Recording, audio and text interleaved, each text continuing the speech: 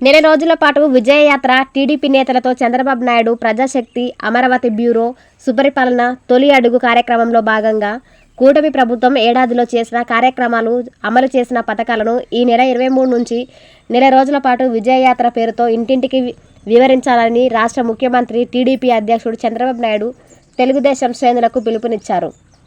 ఏడాది పాలన పూర్తయిన సందర్భంగా టీడీపీ ఎంపీలు, ఎమ్మెల్యేలు, ముఖ్య నేతలు, గ్రామ స్థాయి కార్యకర్తలతో శుక్రవారం ఆయన టెలికాన్ఫరెన్స్ నిర్వహించారు. ఈ సందర్భంగా ఆయన మాట్లాడుతూ విజయయాత్రలో లీడర్ నుంచి కేడర్ వరకు ప్రతి ఒక్కరూ పాల్గొనాలని అన్నారు.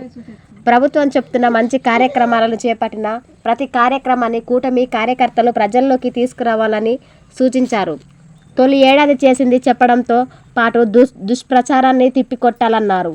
ఆర్థికంగా ఇబ్బందులున్న ముఖ్య పథకాలకు ఏడాదిలోపే అమలు చేస్తామని చెప్పారు.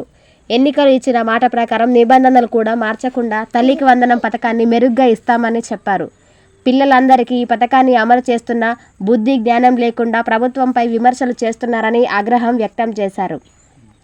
ఈ నెల 20వ తేదీన అన్నదాత సుఖీభవ పథకాన్ని ప్రారంభిస్తున్నట్లు తెలిపారు. మహానాడు విజయవంతమైందని, సేద తీరొద్దని పార్టీ